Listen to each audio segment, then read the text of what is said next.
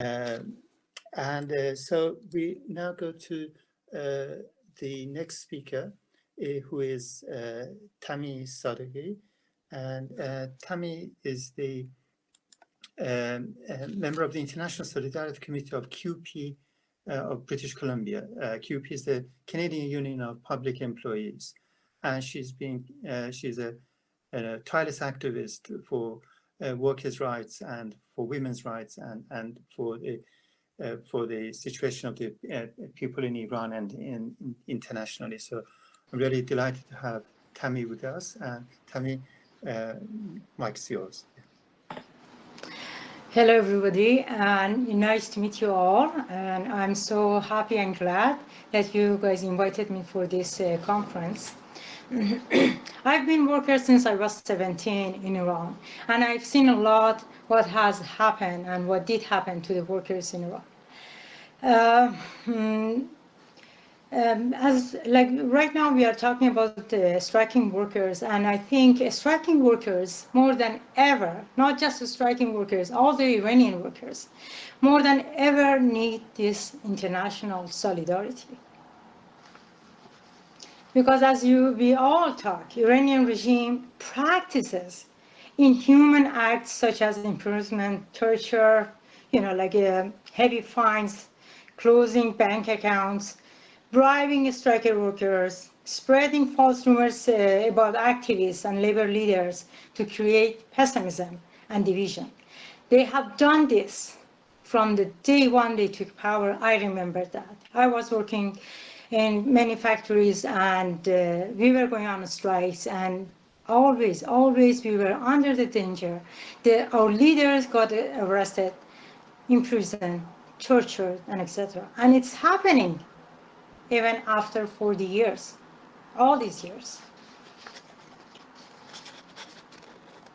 Most of these workers, as you know, they haven't got paid for months, some of them even years. The Iranian regime lowered their living standard under the poverty line. This is according to the Statistical Center of Iran. Iranian workers gained so many rights. We used to work 40 hours a week. They changed it to 40 hours a week. We asked for, free childcare. Many workplaces, the employee had to provide childcare. We had to have, lunches. We had to have free transportation, and so many. But step by step, this regime took back our rights. Right to healthcare, right to transportation, right, and even our job became, based on contract rather than permanent. As we know, Iranian workers never stopped their fight against this regime. They organized themselves in mass, and as you saw in the videos, that they haven't stopped their struggle. And despite the pressure and turmoil they're facing, but they keep going and forcing this government to step back. Our workers are dealing with a regime and a president who is murderous, who ordered mass execution from 1980 to 1986. And as you saw, in November last year and year before that, there were uprisings. In a week, they killed over 1,500.